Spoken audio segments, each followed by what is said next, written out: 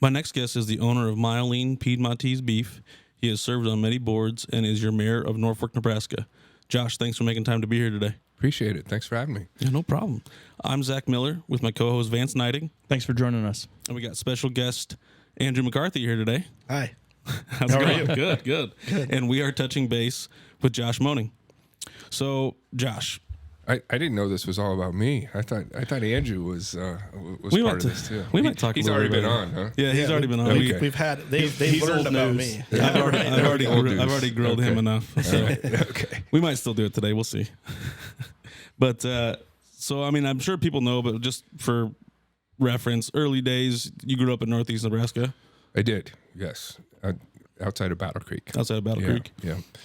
Go ahead. Yeah. My dad owned, it was called Two-Town Veterinary Clinic at the time. Had clinics in Battle Creek and Madison, and grew up right outside the vet clinic there in Battle Creek. And when you grow up a vet's kid, you see a lot of different things. So Right. It was an interesting childhood.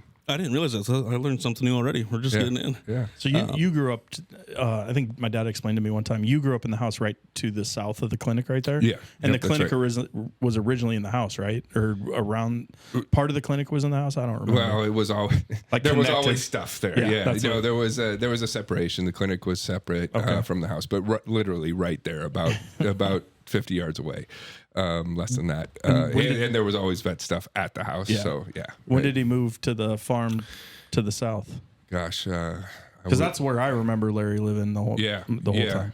Yeah, I was about 8th grade, I think. So that would have been early 90s, 92, 93. Gotcha. Yeah. Mm-hmm. What was it like growing up around the vet area? Yeah. Well, we took in a lot of strays. Yeah. There were always dogs and cats that people would leave at the clinic, thinking that somebody's just going to take care of them, right? So that was the source of most of our household pets, and of course, being a farm family, none of the pets could be inside. You never had a dog or a cat inside, right? And so that's stayed with me. I've never until had today. a dog in the house. And still can't do it. It's weird. It's foreign. I remember, not to get too off topic, but Okay. we had a dog named, this was a stray, a mutt dog. It was a German Shepherd, like Spaniel cross, named Spanky, that we took in. And it was a snowstorm, dead of winter. I remember being a kid, my little sisters seeing Spanky lying next to the window down in the basement outside with probably a foot of snow on top of him. And we said, Dad, can't we just let him in the garage? It's really cold. It's like, yeah, he's fine. That snow's actually a blanket on top of it. Well insulated. So, yeah. But no, it was a great childhood. I think I've visited most of the farms in Madison County once or twice. I'm sure. And it was interesting to see today how the agricultural landscape has changed. Even at that time when I was a kid, there were more diversified farms. There were smaller farms that had a mix of, some cattle, maybe some breeding stock, some fed cattle, some hogs, even chickens.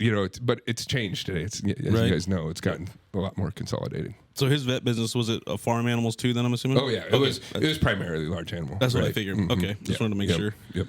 And then I guess kind of moving into the business. When did you guys start the Myleene? Yeah. So when Dad got out of the vet business and sold his practice about 2000 or so, early 2000s, he's a cattle guy through and through.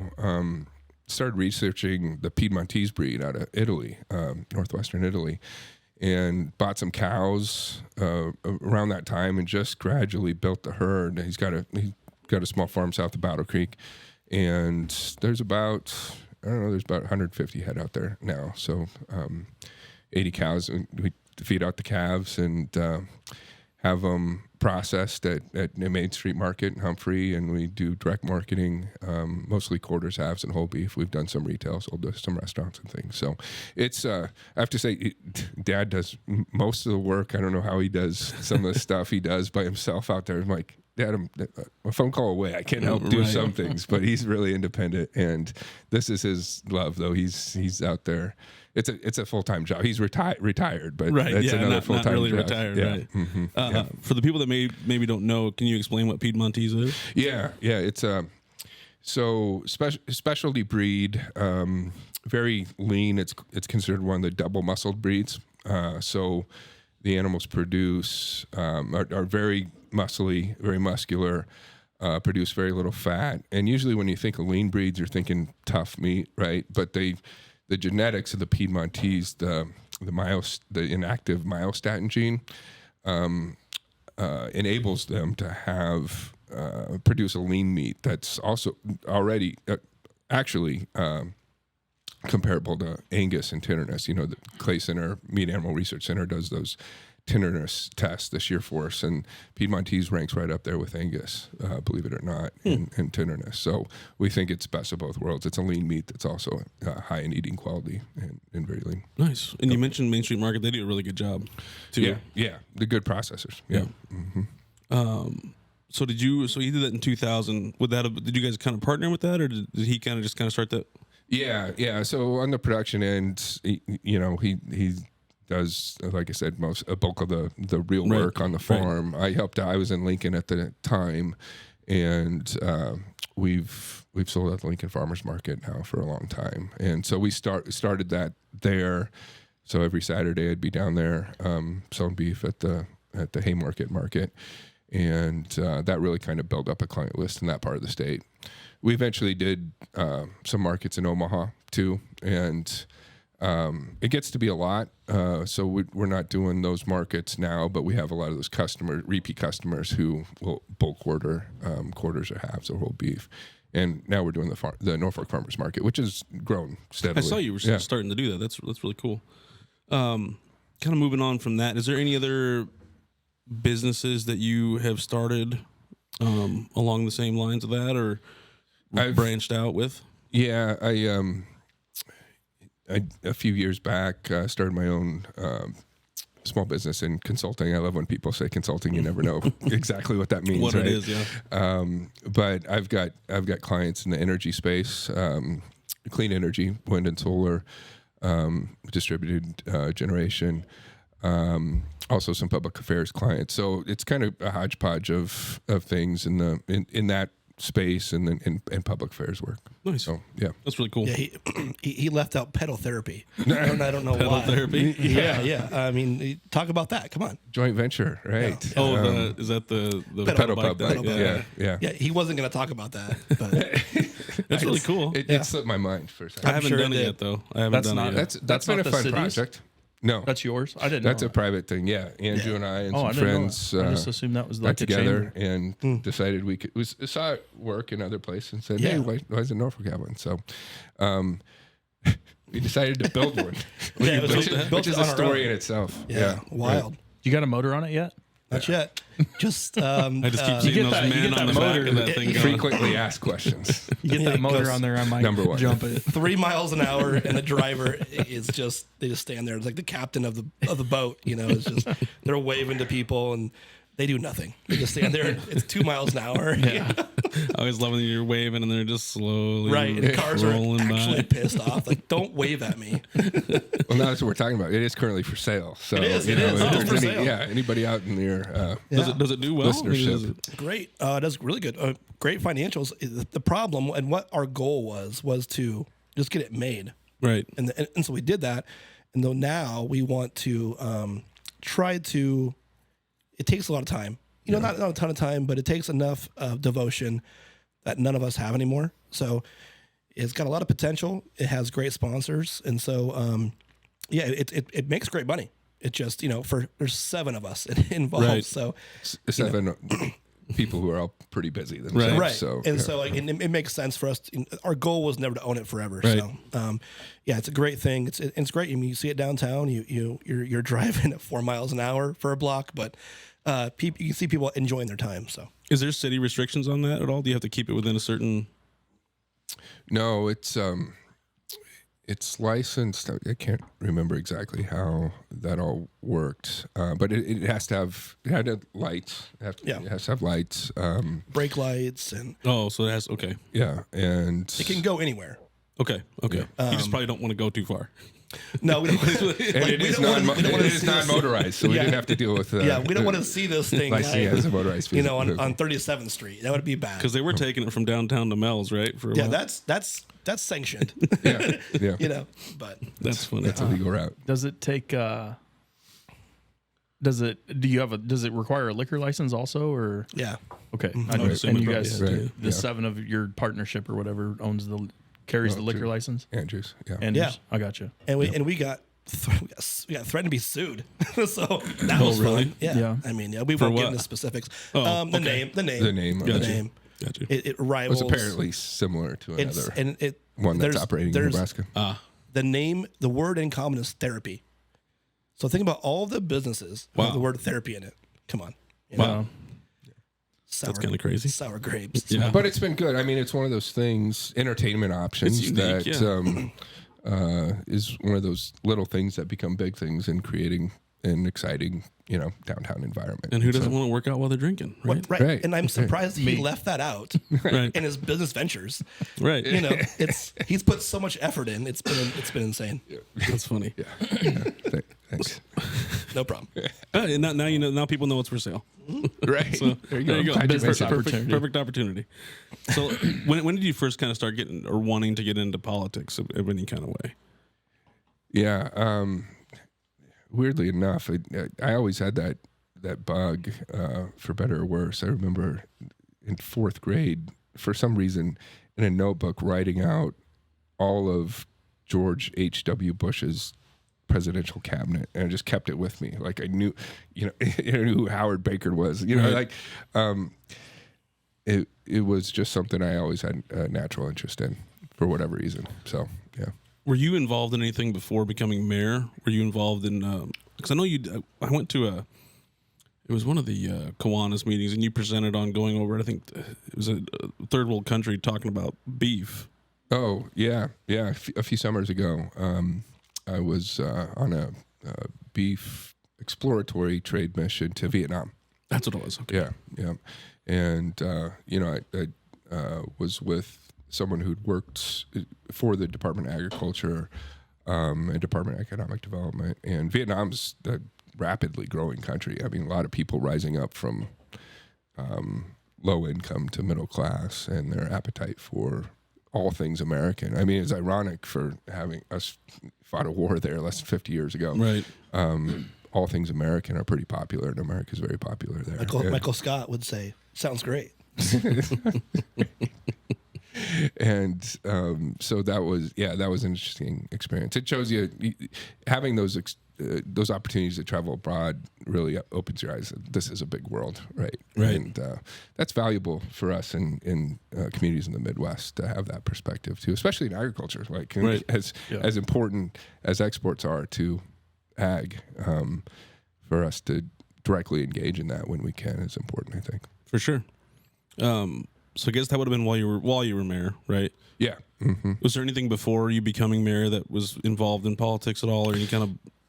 Yeah. I actually, my first job out of school, I went to University of Nebraska-Lincoln, studied journalism. Thought I wanted to be a reporter, and then got involved. Volunteered for some political campaigns during my college years. Did some internships. First job out of school was actually communications director for the Nebraska Republican Party during the 2000 election cycle, and then. I don't want to date you, but when did you graduate college? Yeah, right in 2000, May 2000. Okay. Yeah, jumped right into that, and then that led to a job in the legislature. I was a legislative aide in the unicameral for then Senator Mike Foley, who's now the state auditor. Okay, and did that for a couple of years, and then worked on the campaign of Jeff Fortenberry, who was a Lincoln City councilman, ran for Congress in 2000. God, I feel old. 2004.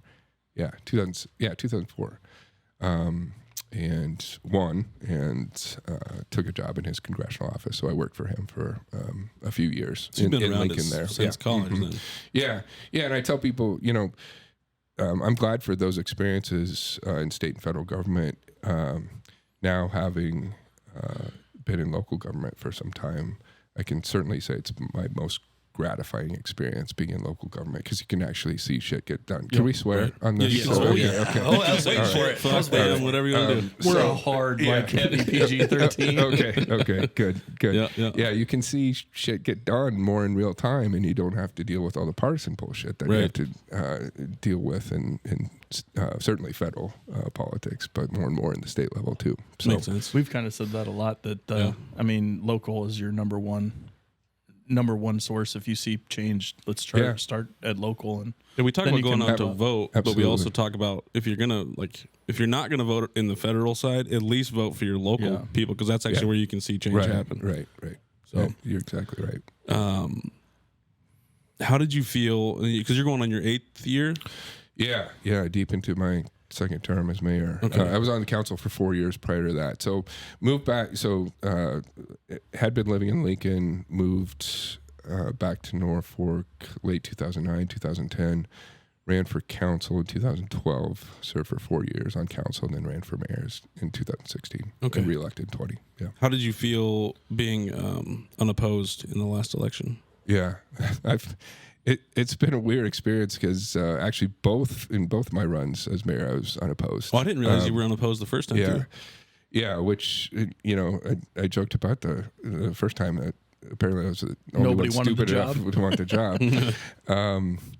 But it's I have enjoyed the experience. I really have. It's been motivating for me. Ironically, I tell people it's the job I have that pays the least, but I probably devote the most time and energy to. Right. And Well, some people think it pays. yeah. Let's not go there. Dispel some rumors sometimes. $80,000. 180 that I heard 90,000. It's actually, for the record, 9,000. Yeah. 9,000 without benefits. Right.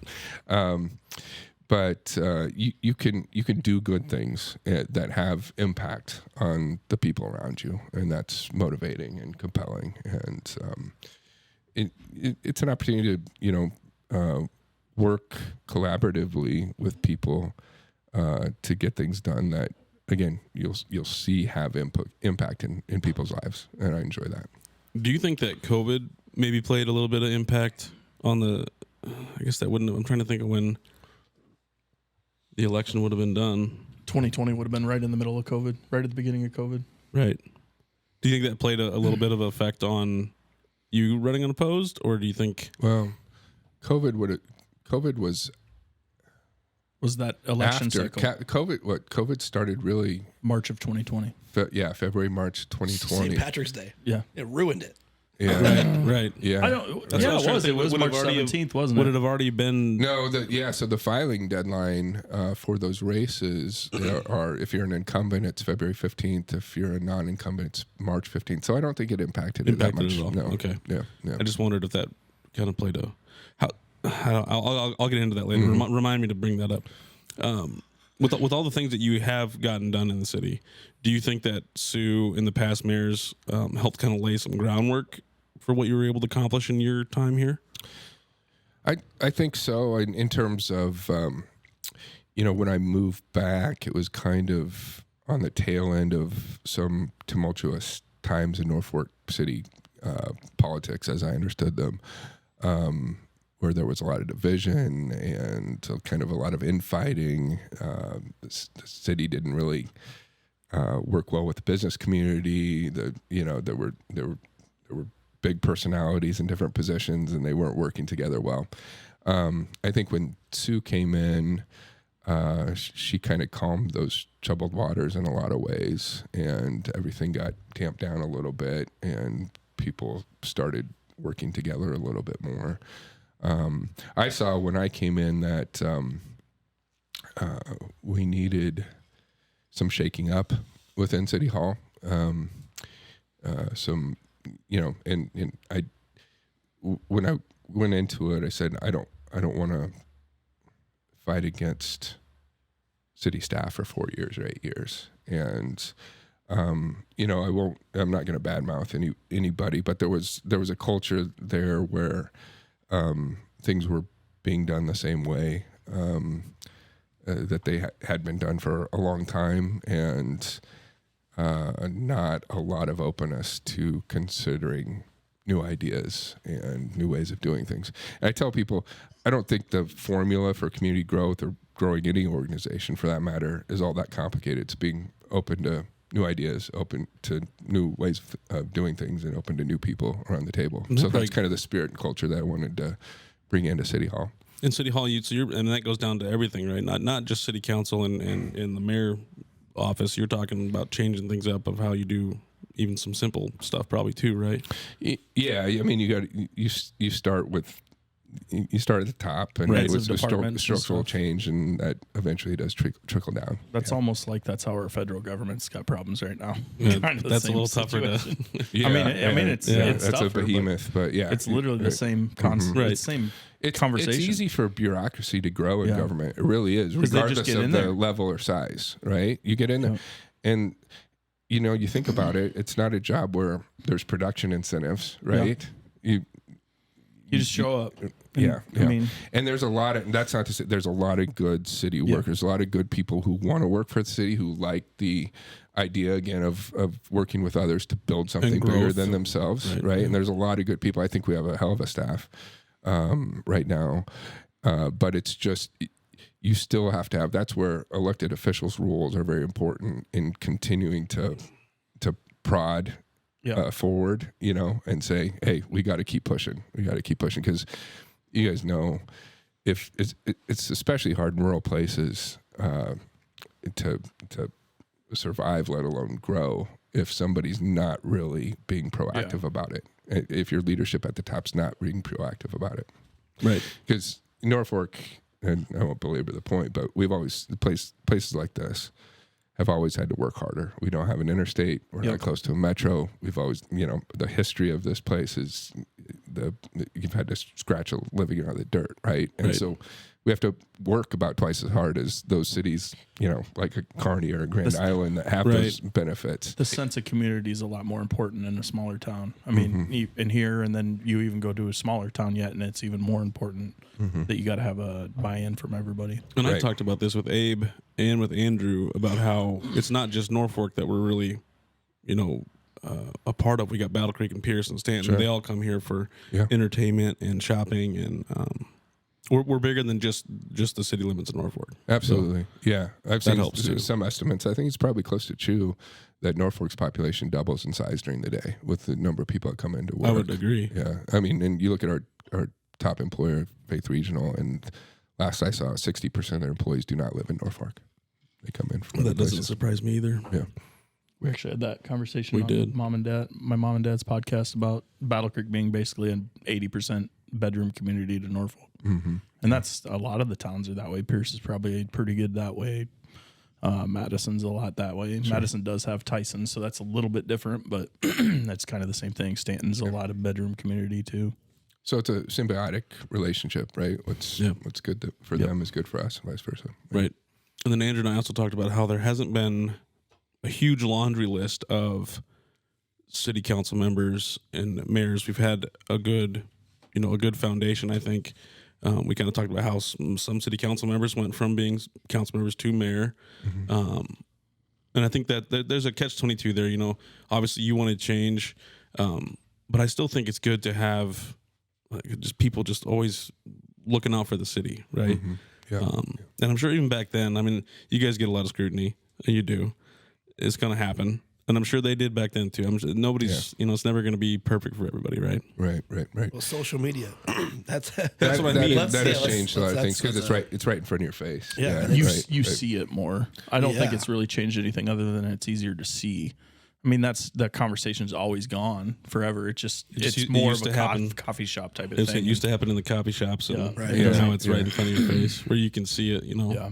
So one guy I'd consider a mentor in all of this is Jim Miller, who was a former mayor of Norfolk in the 1970s, I think 72 to 80, and he oversaw the construction of Skyview Lake and Skyview Park, and he tells me there was gnashing of teeth and the bitching about how that's such a waste of money and why are we doing this, to the point that they called it Miller's Ditch. And he said some of his greatest satisfaction was after it was all said and done, seeing some of the same people who bitched about it living around that lake. Right. So that's, you know, it's usually how it goes. That's just part of all of this. So. But I mean, I think you've left your mark pretty well. Are you planning to? I was going to ask this later, but I'm just going to ask you now. Are you planning to run again? No, I'm not. Which is the first time I've actually said that officially. So you have some breaking news, but no, that announcement was forthcoming anyway. It's well, Andrew kind of attested to it a little bit in his podcast, so I guess yeah. But now it's out of your mouth, right. So, like I said, I was on the council for 4 years prior, so 12 years altogether. Seems like a good run, and really the driving factor for me is my kids are 15 and 13, and they're in those active years. And this is a job that does pull you into a lot of things and takes a lot of time if you want to do it right. Right. And so I really want in those years to be as present as I can be. I would say you're at a lot of the things that go on. I try to be, yeah, and I think that's important. I think the mayor should be, not just at at country club functions, which I'm not a member of that anyway. But but regular everyday things that are accessible. Not at the black tie stuff. Everybody. More Right. like let's go to the blue collar stuff. Well, I would say you answer a lot of questions. Like you stick around like after a function. And I've seen you do it, so I mean, I don't know. A couple times I try to get to everything that I can, but I'm very busy as well. But sure. When I've seen you, you're answering questions to everybody that asks one after you've already spoke. Yeah. I try to. I think that's part of the job, right? And I think that helps you be better at your job when you're communicating directly with people and receiving that input in real time. So yeah. I like that about you. Anyway, actually, you don't just do your thing and get out of there. Well, I mean, subcommittees are weekly, daily, and he's Gotta be there. So for them, yeah, I mean, there's tons of things. There's staff meetings, and so it's good. It's refreshing. It's good to see him there. You know what I mean? Like we go to subcommittees, and we don't know if the mayor's going to be there or not. But it is nice when he's there, or he calls in if he's out of town. So those are always, as a councilman, I'm pretty new. I'm 2 years in, but. Justin Snorton's kind of new. Webb is new. So it's nice to have that guidance there, too, from another elected official. So those subcommittees are kind of where a policy idea might be introduced. So there's an opportunity for council members in a smaller setting to deliberate and kind of bounce around ideas. Yeah, brainstorm. They're actually my favorite part of. I think I told you this last time was subcommittee. I mean, that's where you get the bulk of the work done, and that's kind of my favorite part. Really? Yeah. Going back to the social media aspect, have you guys seen an uptick in attendance at council meetings since like in the last 3 years? I don't think so. I think we have. You think so? Oh yeah. Okay. You know why? So like how much though? Like how big of a like? So are you saying as a cause and effect to social media? Correct. Or just in some ways, yeah. In some ways, yes, there has been. Like a big uptick or a small uptick? I wouldn't say big, but because the way it's discussed on social media, you'd think there'd be 500 people there. Yeah, is my thing. Well, that's my issue. We talked about with social media to begin with was it's sitting in your chair, making a comment, not getting involved. Right. So I think we've seen an uptick, because of the scrutiny, which is more on a national level, but we're feeling it locally, which we've talked about that in the past too, because it's kind of frustrating because.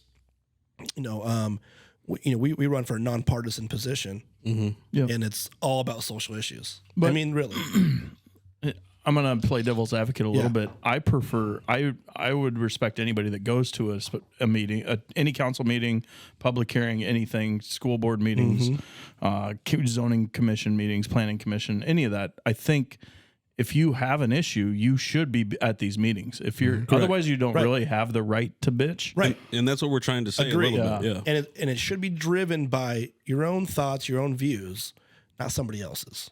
Right. That's why we've seen an uptick. Because somebody else is going to put a seed in your brain. Sure, but so at least go there and listen, and then you can do that yourself. Right. But at least you're there. I think there's some value in the social media and the fact that it's elevated awareness of things, right? right. People can have their platforms to talk about it. Yep. And then, if you're motivated enough to take the next step and actually show up Yep. to learn more, in a lot of cases, people do come out of those things then recognizing, oh, there's more of the story than I was told initially, Right. Exactly. right? And there's other considerations Right, and that's why I want that people to factor go to in. meetings. Yes, yeah. right. That's what I'm trying to get right. at here. Is if Yeah. I wanted to know if you had an uptick, because I go through and I, just because we have the podcast, and one, I knew you guys are both coming on, so I went and read a whole bunch of stuff to see where we were at. I haven't made it to a meeting, but I'm not sitting there complaining either. Right. Right. I that don't mean- that live means- here, so that's a little bit different for me. Yeah. So Yeah, I'm not gonna I mean go. that's I've always said more attendance. My first interview when I was appointed by Josh was I wanted to see more input from the community. Right. We've seen it, and whether it's driven by social media or the all famous Madison County bitching and complaining. That's the one I was talking about. Right. I think it should be called bitching and moaning. But we. Actually, I wrote for the Daily Nebraska, the newspaper, when I was at UNL. And I was very conservative. I was, I was one of the token conservative columnists, and somebody wrote a letter to the editor complaining about something that I had written, and the title of it was "Bitching and Moaning." So, See, I'm not far off. it's been a lifetime of taking jokes for my last name. Yeah. I will say I went to the university in 2004. I was a freshman, and I had every thought that I was going to be a political.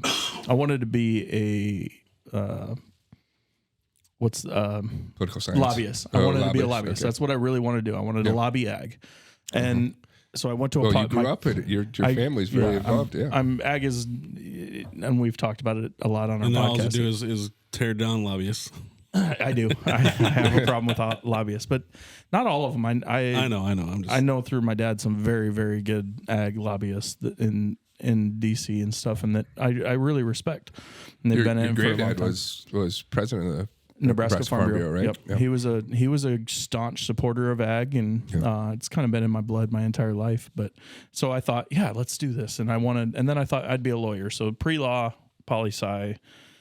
Is kind of what people talked about. It's the best way to go about it. I went to my first poli-sci class at UNL, and I was like, and that was 2004. So that was in the middle of the Bush, Bush Gore was 04. I don't remember, but it was in one of that. It was Bush was one. It was a second term, and oh my God, I couldn't. I was like, this is not for me. I don't want anything to do with this school. Was raging too. It was just a liberal, like, I just lost my mind. I was like, you guys, I can't do this. And it was more of like I was listening to the teachers, just like it wasn't let's talk about it. It was no, you need to think this way. Wow, sorry, that's not going to happen. Yeah, there's nothing wrong with so I people don't know challenging you to think. Let's think it through. beyond the any boundaries that you have preset your mind. But yeah, when somebody comes in with an agenda that they're trying to push is a when you different said thing. when you said the Daily Caller and the token conservative, that immediately was like, oh yeah, I know about that. Yeah. So kind of changing a little bit, transition here, going kind of more into the city a little bit. It's like the city roads and construction. Could you shortly explain the process and how long in advance the planning has to be for big projects like Benjamin Avenue and First Street? Can you just for the listeners? Yeah. I'm sure you don't want to explain it again, but No. Again, that's part of the job, talking about this stuff, and I do enjoy it. Well, infrastructure has been, after getting out of Fortenberry's office. One of the jobs I took was kind of a lobbying job itself, but was pushing for infrastructure development and building out the four-lane highways that were promised to Nebraskans a long time ago. So I do like the process of building out infrastructure. But you're right, these big projects, especially like Benjamin, when you're talking about, first to 13th and total reconstruction of utilities underneath, similar to Brosh. Brosh was kind of a good precursor project to Benjamin. Not as expansive, not as long a stretch, but it was the same thing. It was a complete reconstruction of all the utilities and the street, and then streetscape and lighting and landscaping. I wonder if a lot of people didn't know that either, that it was a complete utility haul too. Oh, yeah. And which is part of the reason it takes so long, right? Right. When you think of all of It's the not just linear pouring feet concrete. of Right. sewer and water lines, Electrical. and all the conflicts, the utility conflicts you have Right. with gas and telecom. Yes, and part of the delays we saw in Benjamin there were so many utility conflicts, especially with telecom. And so the planning, you're right, goes back, gosh, for Benjamin. I remember the project being talked about when I came onto council. So we're talking back in that, but Benjamin kind of got put on the back seat because East Norfolk Avenue bridge replacement it was discovered at that time. Oh, we need to do something right quick on this. So that project got moved ahead of Benjamin, and then but Benjamin though the planning process probably started with Benjamin back in 2018, 2019. Wow. Yeah. So going back to the sorry, I don't mean to interrupt you, but going back to the bridge. So obviously something was found that needed to be fixed. Is that what you're saying? It was just an older bridge, and it was found to be structurally deficient, is what they call it. And so when you get that designation, some lights go on and say, hey, okay. That announced when the construction was announced? Back with East bridge. Norfolk Avenue. Yeah. So I'm talking about Norfolk Avenue, not First Street, but you're talking about the bridge, the one, the high V. Yeah. That's what I'm talking about too. Yeah. Yeah. So that got completed in 2017. I think the work on it started maybe late 2015. That was a long project. So too, did people know that it was? Yeah, there was some build up to that. Yeah, I didn't realize that it had been on the radar for some time, but I think as they were doing some of the planning and early planning design, they said, hey, we probably need to accelerate this from a 5-year project to a 3-year project. I'm just getting to that because I think there are a lot of people that maybe bitch about it that didn't realize that it needed to be done now type of thing. Yeah. That's all I was trying to get at. Sorry, I didn't mean to interrupt you. But that is too. That's the case for First Street Bridge too. That First Street Bridge, in the spillway. I mean, been there forever. Remnant of the original dam structure on the river. That bridge was reaching the end of its useful life too. It was nearing 50 years old and classified as deficient too. So it certainly needed to be replaced one way or another. Because if that goes down during, let's say, school drop-off time, I mean, you're talking catastrophic. Yeah. Right. Yeah. If people just knew, maybe looked into it a little more before they start, complaining a little bit, maybe. Yeah, and on that project, I would say, look, we haven't had to increase taxes to pay for any of it.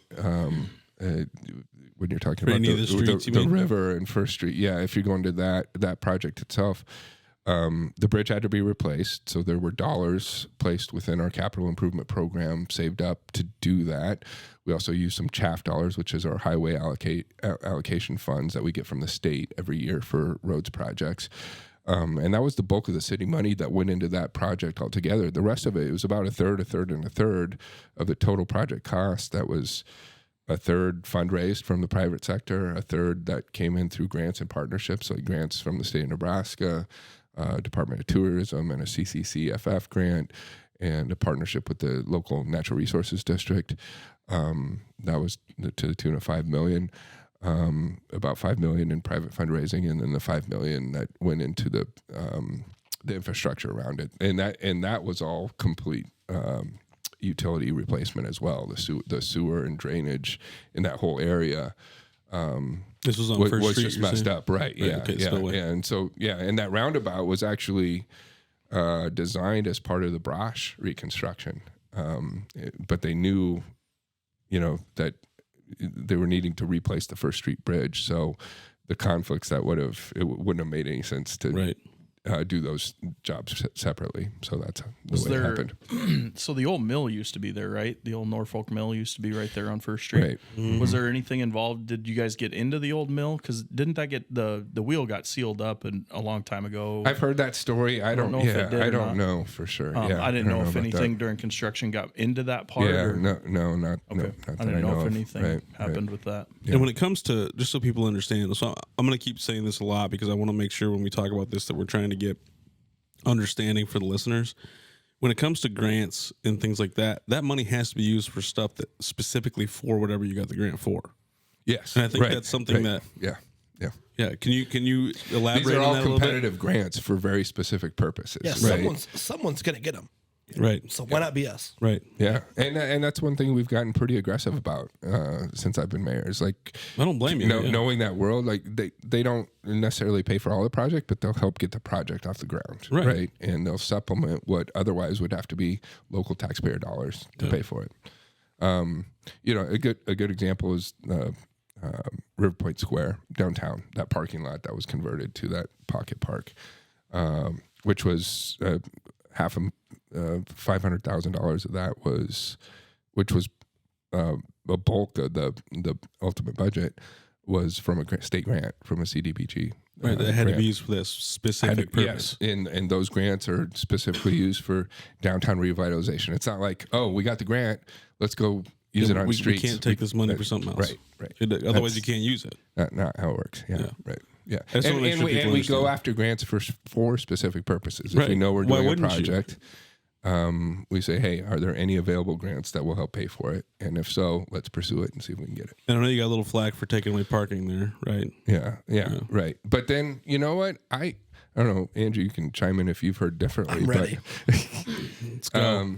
I've not heard since that time, even though downtown's gotten busier, and that parking lot went away, concerns about parking. One thing that we did in conjunction with doing that project is say, hey, let's look at this. Let's think about this rationally. There's 14 surface area parking lots in the downtown district. Right. They're just not marked very well. And they had a kind of a weird convoluted system of permit parking. Yeah. If you remember right, there was, Back behind- there on the was backside, you're employee talking. parking, Yeah. there Yep. was residential parking, Yep. there's customer parking. It was very confusing to people. Yeah. And it gave the impression that, oh, I just can't park here. Right. So I said, hey, let's just change this. We have actually a lot of parking downtown. Right. Let's just manage it better. Right. And so we got rid of that system of permitted parking and just made it free and open public parking to everyone. And then we marked it so everybody knows you can park here without fine. Yeah, because there's the parking lot across from the old Courtesy Ford on Madison, right? Yeah. That was one of them. Right. The YMCA. Yeah, the old Gymnastics. city auditorium. Yeah. Yep. And there's numerous, like And there's 18 spot, 10 more besides 10 those, spots. yeah. Right. Between Brosh and Madison or Norfolk Avenue, there's a bunch of them. Right. A bunch of little lots that just say free parking.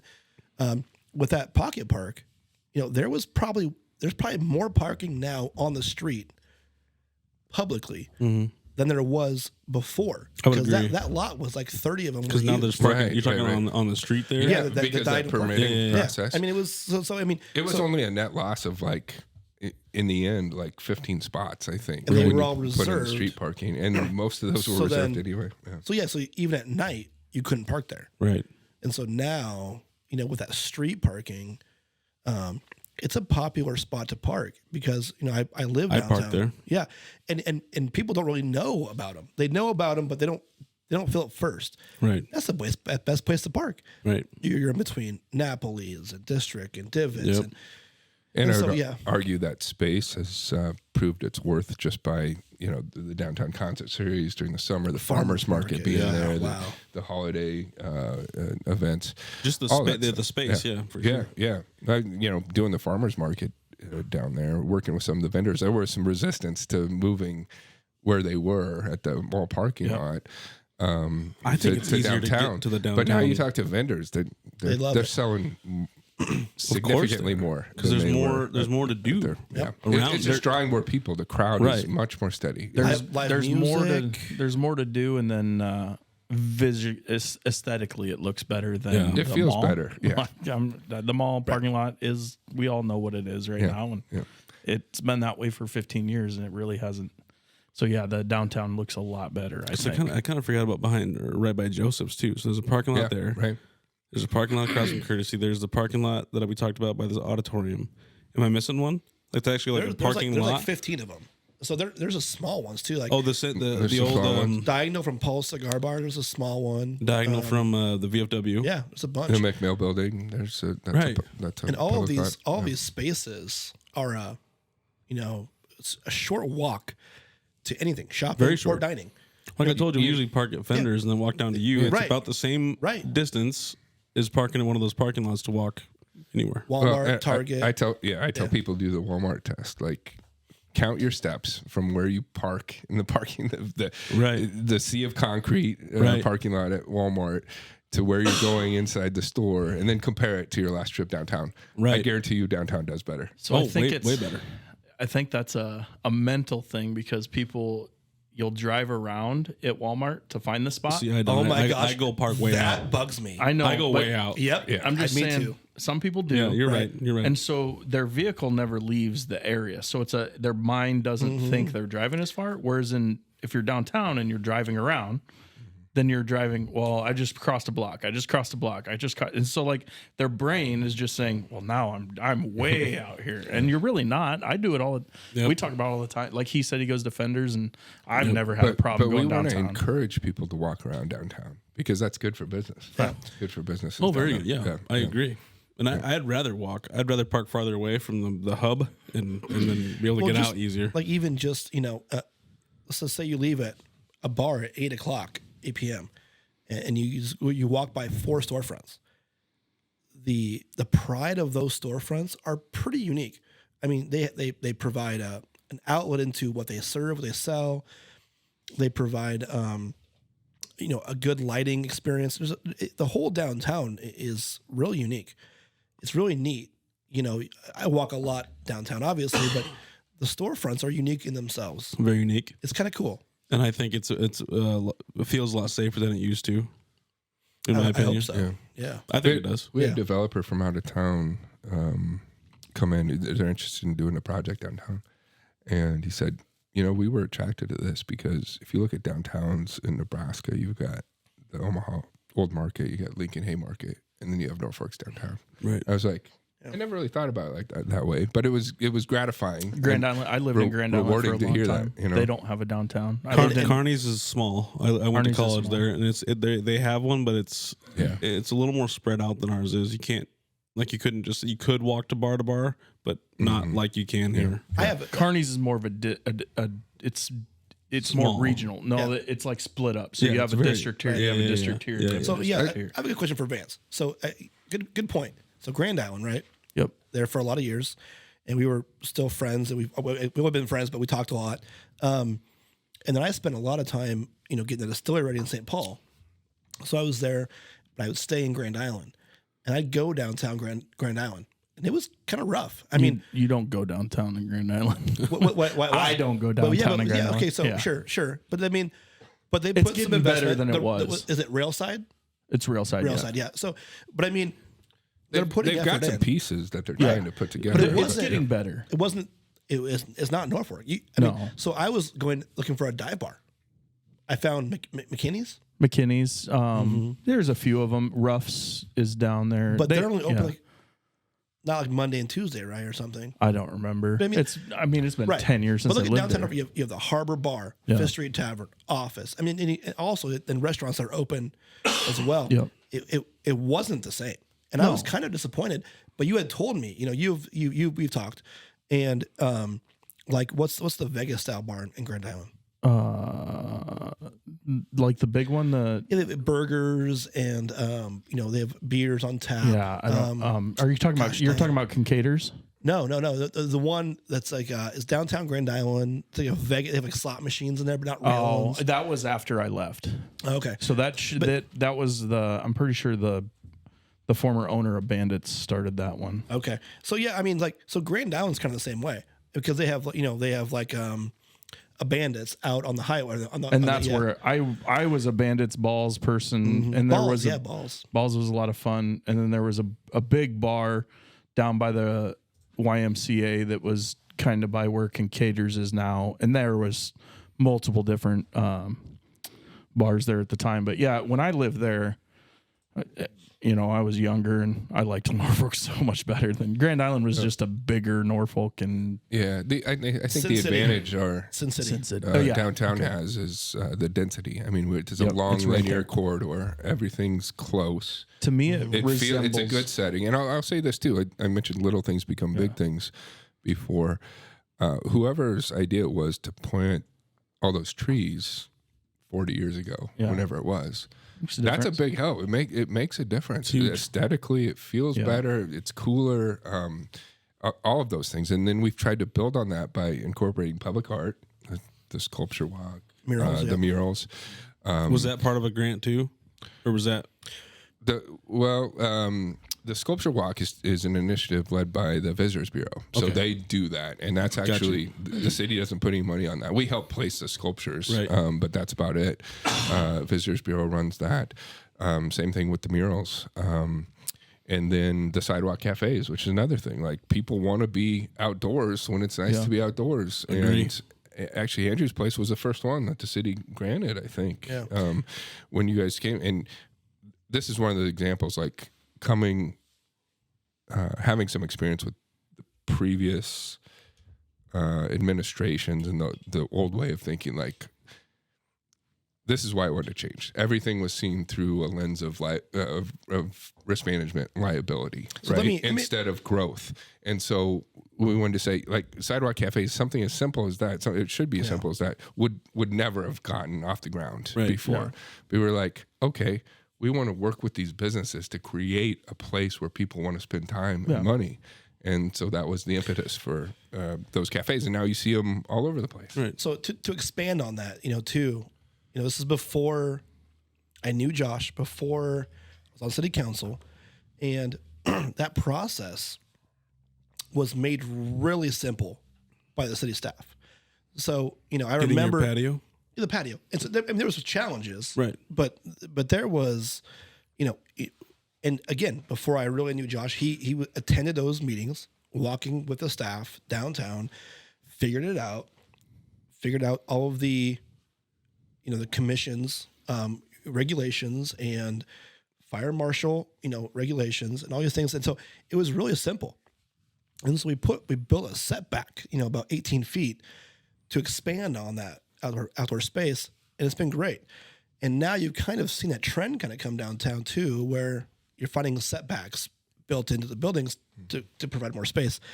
And so, that was a really intriguing situation, because not everyone bought in, but that's when I really had a lot of respect for Josh, and that's what we've kind of built a friendship, I think, just based on his values and what he does as a mayor. We weren't college buddies or high school friends. I consider Josh a great friend now, but it's built on his kind of vision, and I share that too. But and obviously I've known both of you for a long time, so we all have the same ideas, I think. But so that's where I have a lot of respect for Josh, is because that probably wouldn't have been done, Right. And so and now it's kind of a trend. You can see it. You can see it at the Jew Stop. They have outdoor seating. Yeah.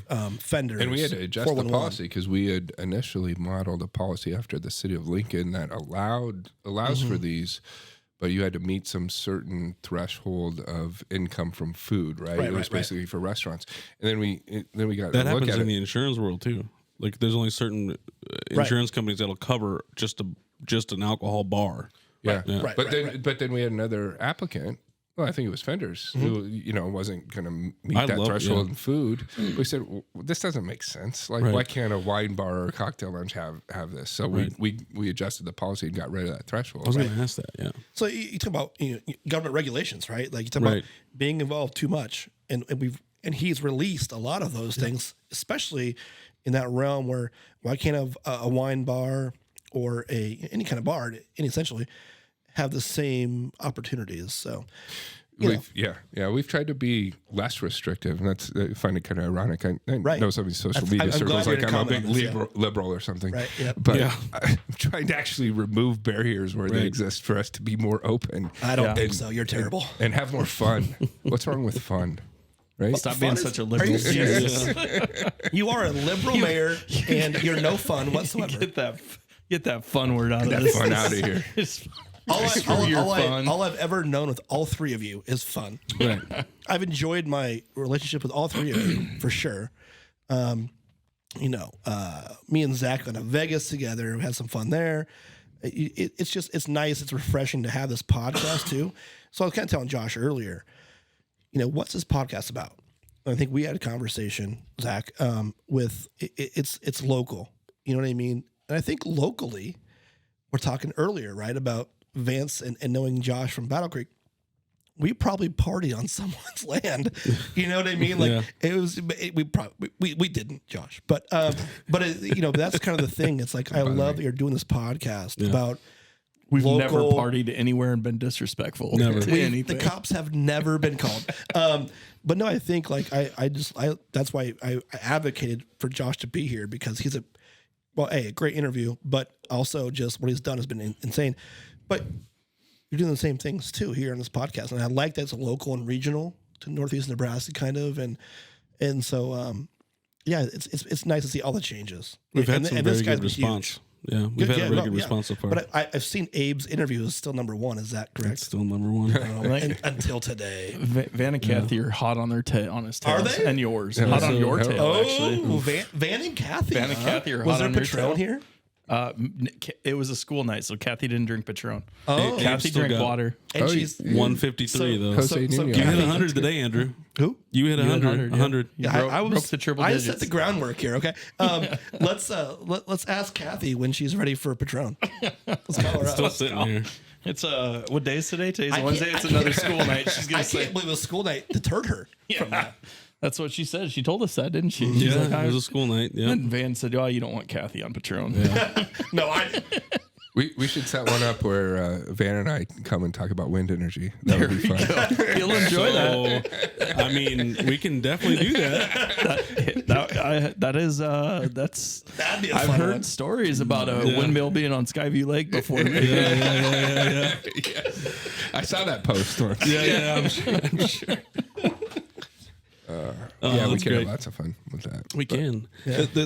But I'm glad you brought that up. We wanted to do this, and I think obviously it hasn't taken off as much as we thought it would. We've had like almost 500 listeners now. We've got 600 some downloads, but I think it can grow more than that.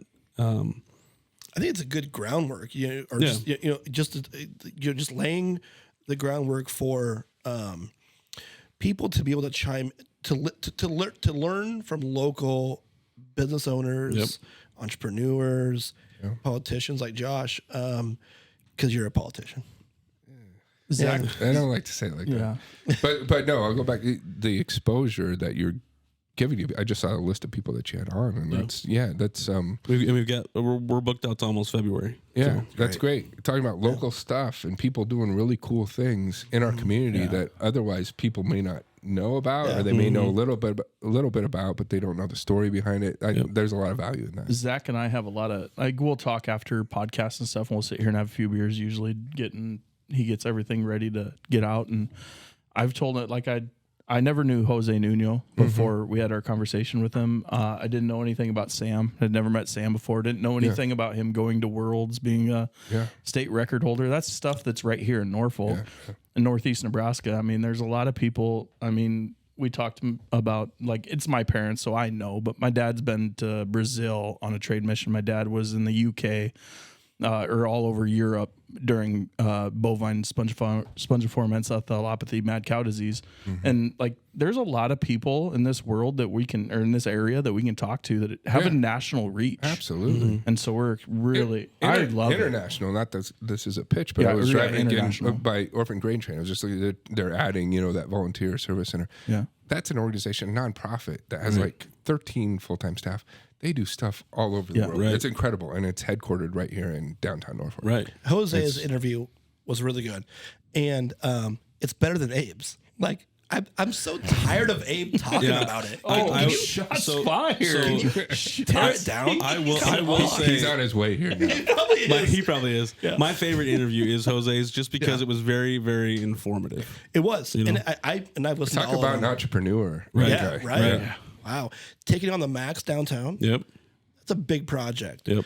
That's something. He's you going know. to be a recurring guest. We've got things lined up with him. He's. I mean, any update he can provide. Wow. Yeah. I've walked through that building. I'll tell you, it was scary, and I had no interest in being a part of it. But it was interesting. I was scared to insure it. So Oh, you do? You still do? I'd be scared too. maybe not anymore. I can't remember. I mean, there was That was gaps, stupid. gaps in the foundation. You know that like Yeah. babies could crawl through. So like it was. Here we go. Now I'm in trouble. Yeah. See. I'm sure he I hope appreciates you I saying hope I don't this. insure it anymore. Oh yeah. He used to insure it. But now, if I was you, I would not. Yeah. But I love Yeah, yeah. I love Jose's vision. Yeah. We've talked a lot about this property. He has some challenges for sure. Zoning is one of them, and Mayor can talk about that too if he wants to. But there's a lot of there's with what he does with that property, whatever it is, it's very it's very intriguing because that area of town is with Brosh's new streets is going to be the next destination. Well, that's what he said. He was getting FOMO from fear of missing Yeah. out for I love not FOMO. being downtown, and that was the only thing he could get his hands on. So Yeah, Well, you look at what's happened with 3rd Street and the student housing there, and then that's kind of what I was there'll be getting at. more development along that riverfront. So it's actually a pretty good location to be, I think. I will- And he's a creative guy. I mean, we've talked about so creative. he's got it's crazy. kind of tiny home vision. About a year and a half ago, City Council adopted a zoning district specifically for tiny homes, recognizing that the market trend for housing is smaller units in higher density setting across the board for younger people and for retirees. And so we wanted to have the regulatory framework in place when that comes, which is we've been trying to find the right developer to do that. I think there's a lot of promise for that kind of idea in infill development. It's a guy like Jose that gets that, I think, and we want to help developers act on that because I think it does help part of our affordable housing. I'll definitely problem. give you guys immense credit and everybody before you and everything. My grandpa had a doctor's office right there on Norfolk Avenue, or an eye doctor, but I mean it was nothing when I was my whole life, and it was kind of run down, and Norfolk Avenue was always run down. We used to cruise Main, and there was nothing on Main when we cruised Main back in the day, and now it's like, yeah, you don't cruise it, but it is a place, and it is fun to go. And yeah, I don't really go to the bars anywhere. If I go to eat, it's basically downtown. And that has nothing against any other bars. No. Just want to make sure I It's say just- that. Right. No, right. No, because there's some great bars in Norfolk. We have a lot of history. We got a little flack before, so I just want to make sure I preface it with gotcha. Yeah. But I mean, But I tell people we do walking- have an outdoor mall. It's called Downtown, just because of the density. There's DNA Downtown Norfolk Association put out numbers the other day. It was, I think there's almost 20 restaurants, 20 boutiques. What's up on 15 that? rest- On So that? let me bars. ask you this, Zach. Yeah. You got flack. Did you tell him to F off? Yes, Thank basically. you. Thank you. I would say Anyone- I basically said that. Anybody who basically. wants He to handled control it better than I did. Anybody Or who wants I to control would've, your I mean. content can go F off. That's what. Yeah, we're good. I mean, that's just Bob that's Iger, just- go fuck Yeah, yourself. so I didn't. I handled it well, but yeah, I I mean, did, be professional. But at the end of the day, I just said I'm not. We're not going to watch what we say. If something Right. comes across the wrong way to you, I was like, I don't. We don't care. I guess is what I'm saying. Accept the We fact. didn't say anything bad about you. Yeah, You're absolutely. good. If We it just wasn't, didn't it wasn't mention a you. direct, direct deterrent to you, then who cares? Right. So we've had this conversation too. Anybody trying to control content, F Exactly. off. Exactly. Stop. Just Exactly. stop. And we never will let that happen. We said even if we ever get big, like we'll turn down any kind of money to be able to still do what Yep. we're And that's how Here you to actually do. probably grow. Yeah. To be honest. right. Anyone who wants to control your content should. We haven't on both podcasts. We've never edited a single thing. Yeah, we Just haven't touched. Really? send everything. Not out. yet. I Anyway, dropped the F bomb. Like That's the twice. beauty of these things, right? Yeah, I mean, it's it's you just, can say fuck, Andrew. It's okay. I just don't want to say it now. Well, now Say But now what you you want. have to. Now I kind of want to. Say it all you want. Fuck Green Bay Packers. There you go. We might have to bleep Green Bay Packers, but I'm sure that'll get into this. no. We haven't had to Interesting yet. choice. And all Just of the, kidding. In the entire context of things that you could have said the word fuck, and you went with Green Bay I'm Packers. hammering Vance. You guys don't understand the relationship Okay. we've had I see. and Okay. the bullshit I get I've dealt with over many years of Sundays and Saturdays rooting with him. Huskers are great, right? We win 9 games, fire the coach. Sunday we hang out, and it's just he's an irrational Packers fan. Oh my God. Irrational. We used to play video games. He was, I love the Lakers, but hate LeBron. So it's just like all of these things. It's just, I hate Vance. There's nothing. See, but now you're seeing why we started the podcast Yeah. in the first place. No, See? I know. The I other, know the why, other 'cause- podcast we have is just him and I fighting back and forth. And that's I have some knowledge there of both of you. So So did you guys grow up together? Like all three of you? I wouldn't say Were you- grew up No. together, but No. we've known each other for over. Probably we're around the 21. same time. Yeah, probably. You know, He and I lived 2 blocks away from each other right around 2004. I've known you longer than him, but I met him at Big Red, Yeah. and I knew you before Yeah. that. But And I've known him longer. Well, Yeah. you. I knew Okay. you before I knew Zach. Yeah. So you didn't know each other as kids? Like, No, you no, didn't- no, no, no, no, no. no. But it's, but I mean, like, you know, gosh, Vance is great, but I will tell you, his Sunday antics are bullshit. Oh my God. Because he'll walk into your living room at 11 a.m. after a long Husker Saturday, case of beer. He'll like a jersey on and a backup jersey underneath it when he pukes on himself. You know, I've so never done that. well, I maybe made that up, but it was just it's been great. I love both these guys. You know, I think and you need to calm down with my Packers. It's been a rough year for me. This That's is new why to I'm me. hammering it. This That's is very why I'm- new. I don't like it. yeah, Jordan Love's good. are we Try being okay a with Vikings fan. taking a quick pause here? You good with Yes. that? Yeah, Okay, yeah, then, we're good. then we'll get Please. into some more stuff. Get it? All right, we're back. We all really had to kind of pee there for a minute. So, Josh, Johnson's Park updates. Yes. Can you give the viewer or the listeners a little bit of, because there were some grants involved with that too, right? There were, yeah. Can you explain some of that to the listeners? Yeah. Like I said previously, the total budget on that is, if you break it down, Did that include the bridge and everything too, or was that all separate? no, the bridge is part of that. Bridge is part of Okay, that. so I apologize. Maybe I should have talked about this before. So my apologies. When you look at that, again, a third, and a third. So a third was infrastructure money that the city had budgeted for through a capital improvement program to replace that bridge, which was getting to be near the end of its useful life anyway, right? So, and you remember that spillway, all the concrete was deteriorating. It was just an unsafe atmosphere. So I should have brought this up then. I'm sorry. I No, didn't do this. We're that's okay. rehashing. I kind of jumped into it. So capital improvement program, then what they're called CHAF dollars, a city highway allocation funds from the state of Nebraska based on gas tax. It's all distributed back to cities. And so we save that up for certain big projects that we know we're taking on, including this one. So that was about a third of the total budget for that project, the infrastructure around First Street. Okay. As I mentioned before, the roundabout that was put in, that was originally part of the Brosh reconstruction. So that had money Already designated to it designated from Brosh, right? And then there was utility reconstruction that had to happen. There's a lot of drainage problems, issues down there. So that all got fixed. Then a third of it is paid for by state grants. So one's a tourism grant in the tune of like $500,000. Another one's a state CCCFF. Don't ask me to give explain out the acronym there, but it's for community civic center development type projects. And then a partnership with the local NRD, Lower Elkhorn Natural Resource District. That all totals to be about $5 million. Then the next $5 billion is private fundraising. So again, for that project as a whole, no taxes have been required to be increased.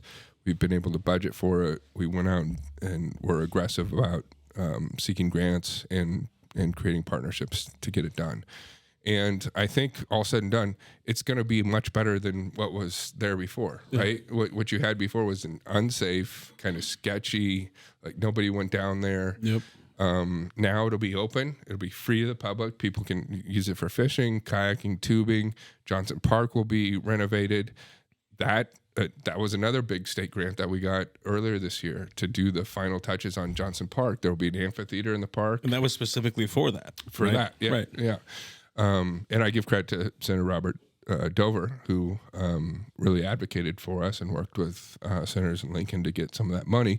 A lot of that money, that's a fraction of the money Right. that went to Lincoln and Omaha. What that portion got put in a provision of state law that $80-some million went to Lincoln to identify a second water source. We got $2 million out of that to help redevelop Johnson Park and the riverfront. So amphitheater in Johnson Park, nature playground, sports courts, ice rink, water feature, splash pad. It'll be a really nice addition to park space in that part of town. I would agree. So Josh outlined $10 million that was non-taxed. Yeah, right. Correct. So a lot of individuals say, run the city like a business. Right. Well, I'll tell you right now, as a business owner, if I was given 2/3 or 3/4 of a cost of a project by any means, right? Grants, loans, anything. It's hard to get a loan sometimes for a business. Yeah. Little alone, donations. You say yes at all costs. What this will do for our community, given what was given to us, it's a no-brainer. There's no one in the world in any capacity who would say, let's not do it. Right. And so I think that's important. And maybe we talked about this a little bit last time, but, run the city like a business. Yeah. And this is Cities have debt, they have lines of credit. Okay. Right. I would add to that this is not just, we're making a river usable for kayaking and tubing and all that. That's nice. This is about economic development. This is like tourism. You look at these projects throughout the country. This is very unique in that you'll have this kind of park in the Midwest.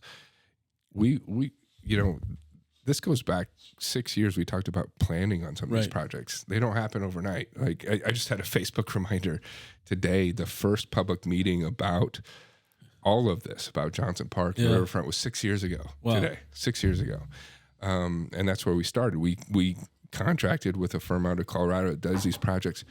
Wherever they're done, they bring people from around the country Right. to come experience them. This whole river enthusiasts, kayakers, it's a whole subculture.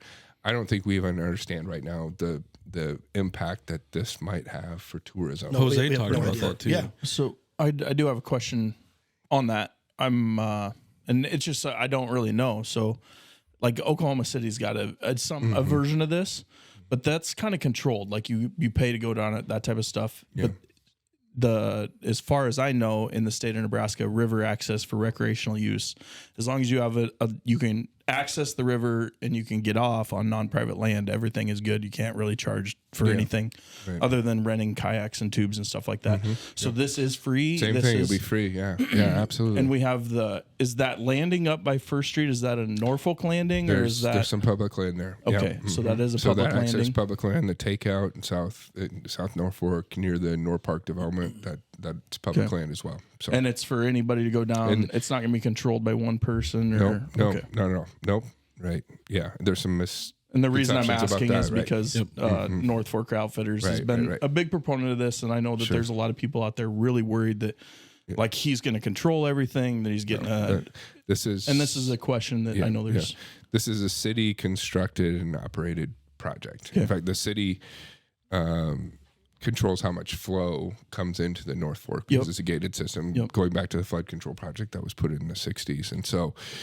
Yeah, it is, and that was a discussion back with the NRD. The NRD, this actually wasn't. This isn't a new idea. Yeah. The NRD, Laura Elkhorn, in the 70s, did a study and made a plan for redevelopment of the North Fork of the Elkhorn River that called for like a linear park throughout Norfolk, and we're finally just getting to that. We're just doing it piece by piece. So So where's the exit?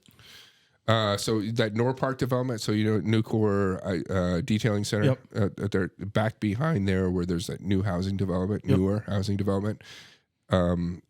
As part of that development, some of that land was designated to the city for park space. Landing, park space. Gotcha. Right. So, and that's another unique thing about this project.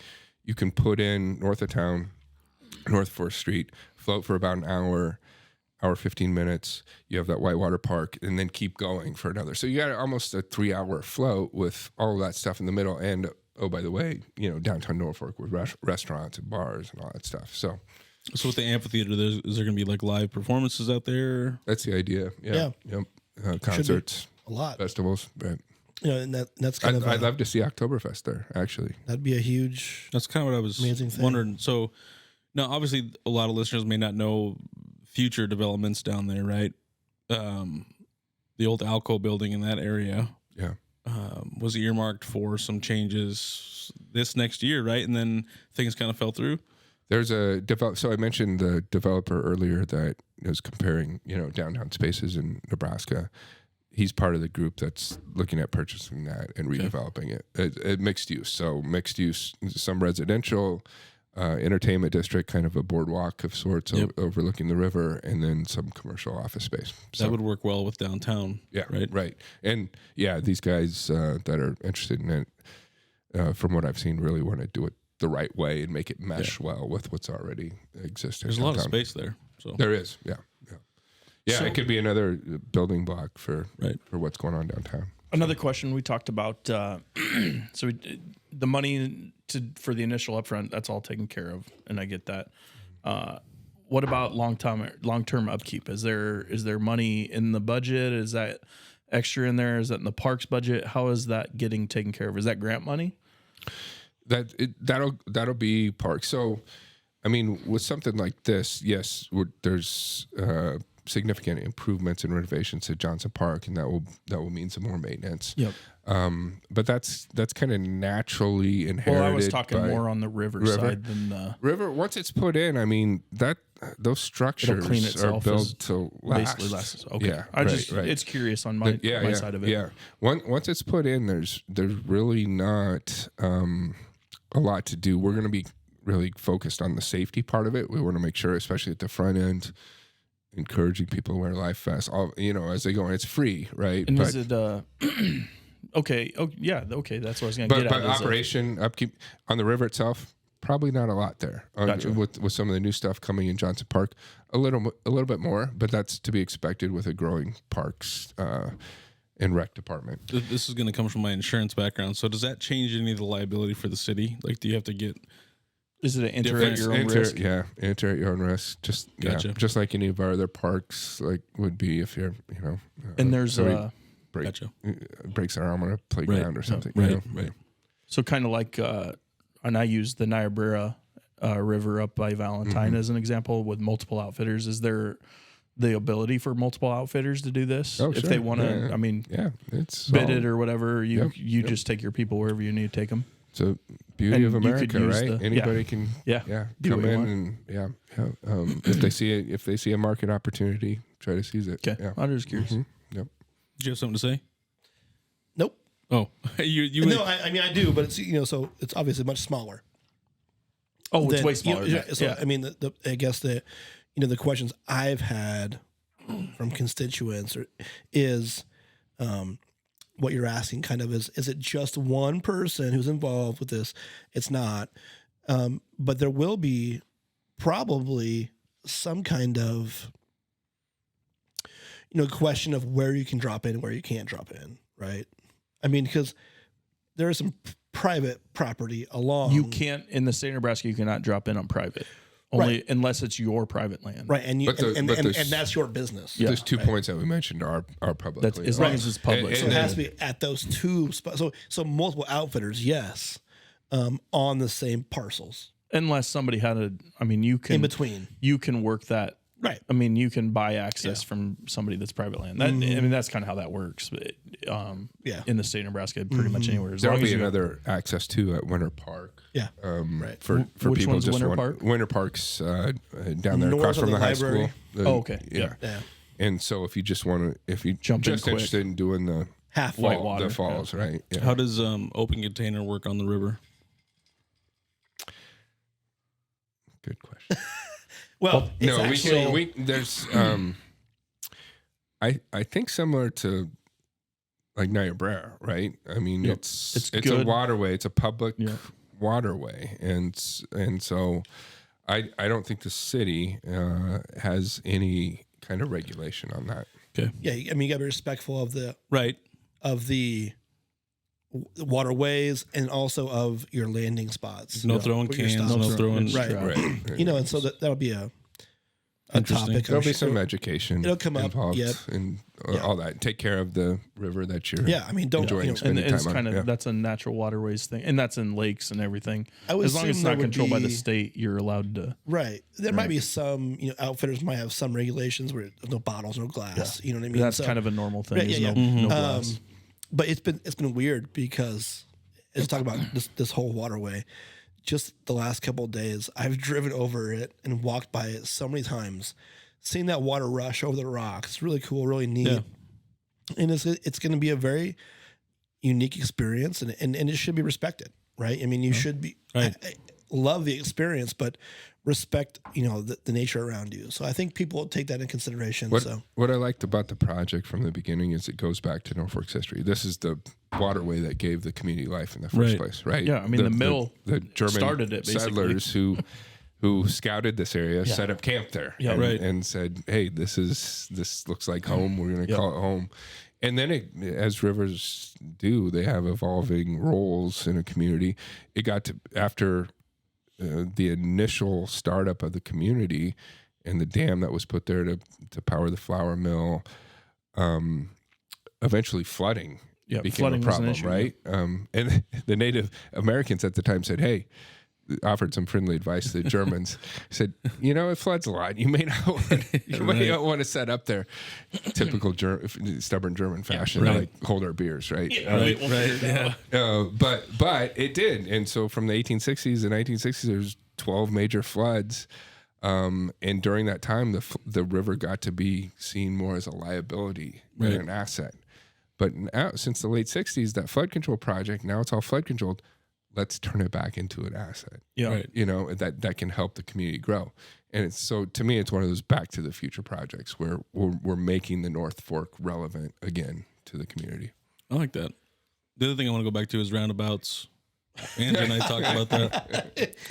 I have no problem with them whatsoever. Josh is the king of them. But it's kind of a taboo word in town. I think in my opinion, it slows down traffic and has less accidents. Yeah. And when you see things on social media, they're like, "Oh, I wonder when the next accident's going to happen here." And I'm like, probably way less than there was. Except for like a spill with pigs. I mean, Right. there hasn't been a whole lot. That's my own, and I've been pretty vocal on that. That's the only roundabout I don't like is the one on 275. I think it's. Yeah. I understand. Yeah, you got to be smarter about that's slowing that's down. conserved a lot of wrecks.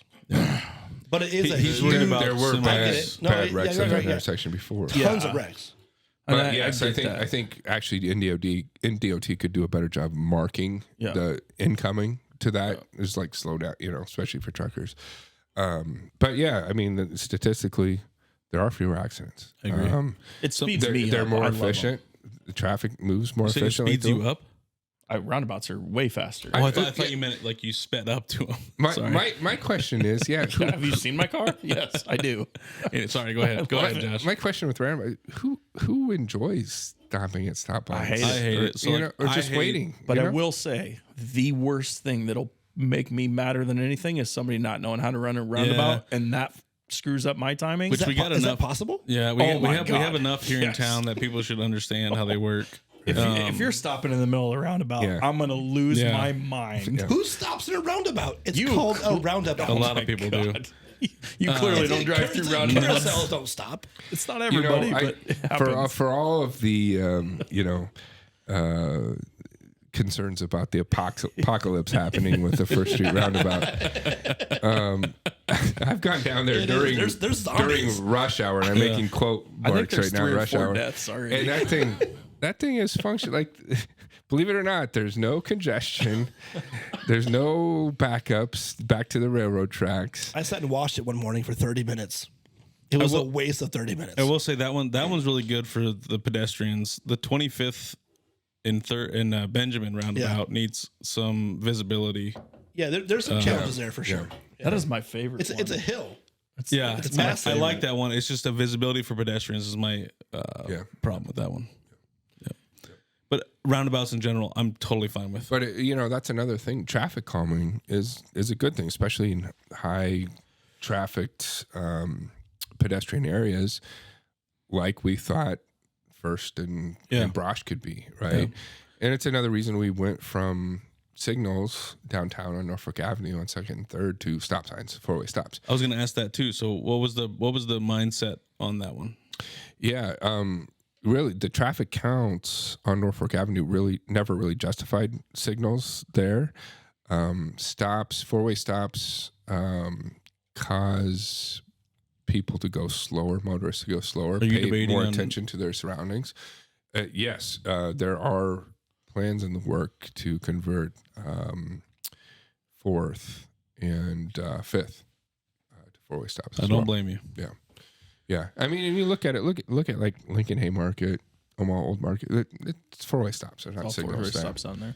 And it's good for pedestrians. It increases the safety environment for pedestrians. When it's a light, people have to.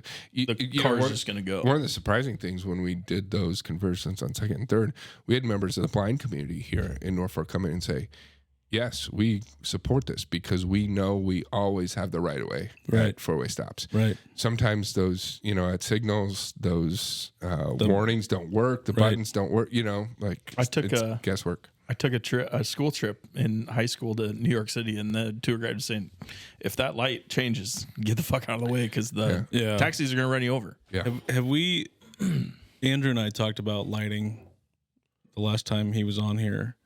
Have we discussed any more about lighting? Not just downtown, but just in general through town for pedestrians? Downtown for sure, because like 7th, right there by Black Cows, is kind of dark. Yeah.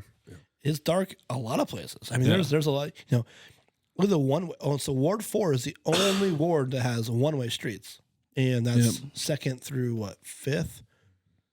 Yeah, 5th. So, 5th, yeah. So that's a challenge too because the lighting sucks, and cars still unbelievably go the wrong way. Yeah. Still to this day, huh? Oh yeah.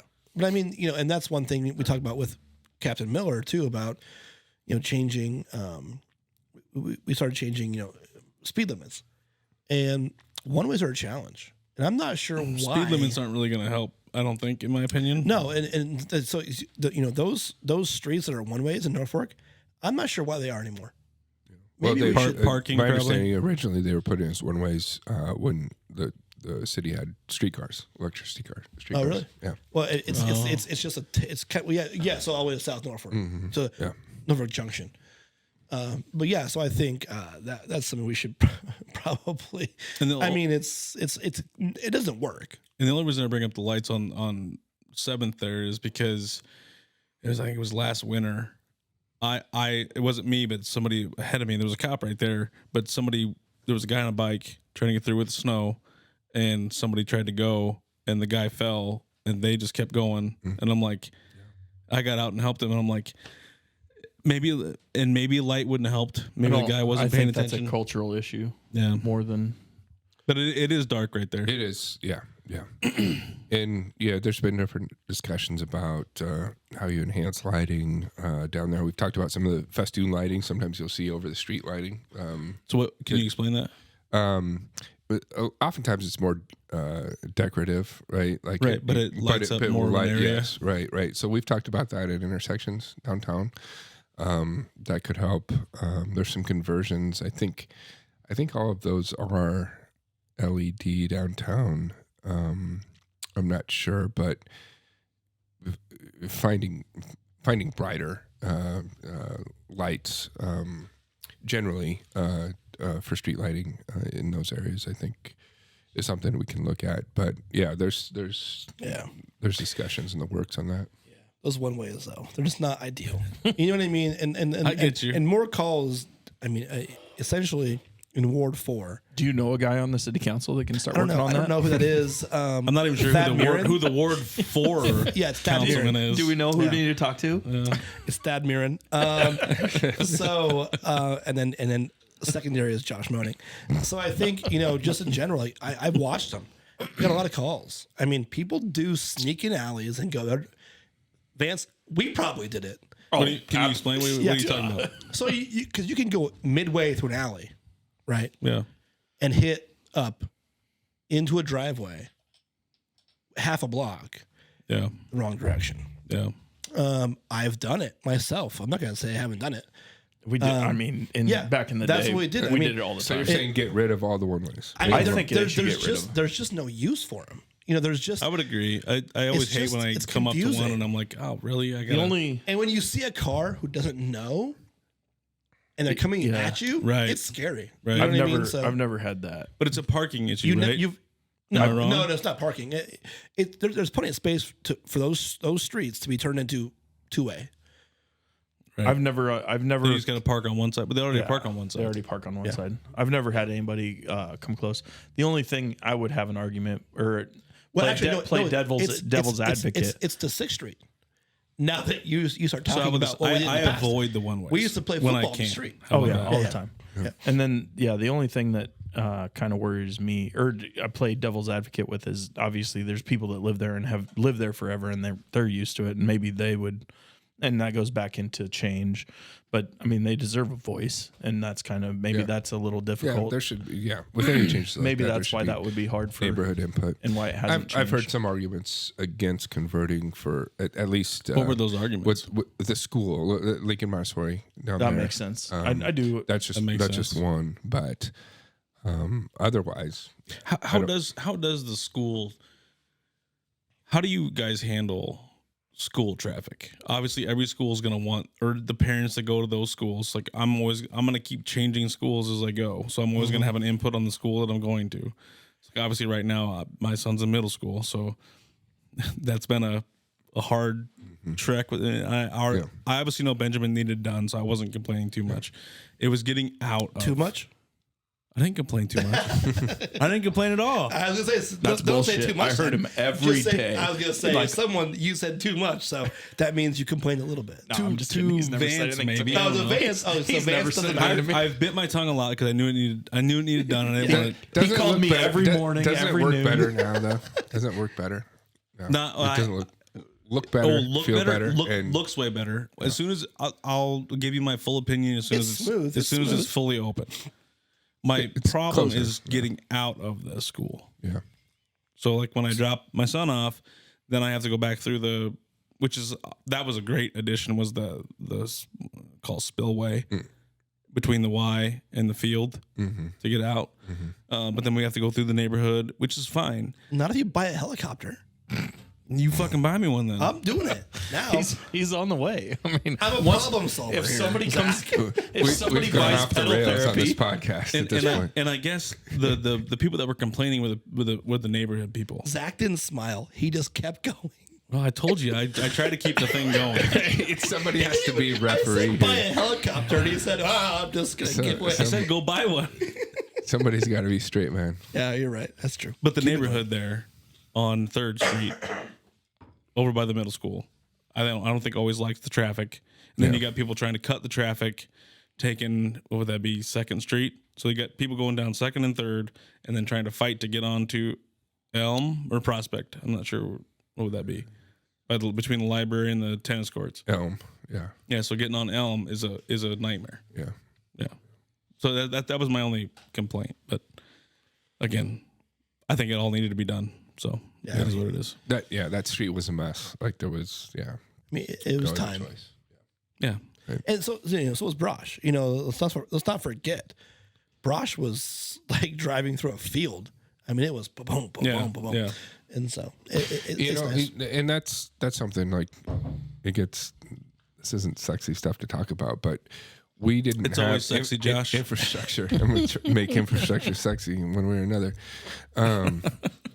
But we did not have hardly any standards at all for street construction when we came into this. And Into what? So a new public works director, looking at things as they had been done, and So you're talking you coming into being mayor? knowing Okay. that we had to do a little bit better in how we built streets to last. Okay, gotcha. Right? Because water is a cancer to streets. If it sits anywhere, Right. it's going to be on there. It's going to wear down And the streets. repair And jobs. So what I'm talking about standards, there was no gradient, there was no Right. sloping standards for building streets. Subgrade. So water was just sitting on these streets. Plus, in addition to that, there was no real requirements for subgrade underneath the streets. So it was just a recipe for disaster. So small repair jobs are going to cost the city more, is what we're trying to get at, than these big jobs that we're doing now.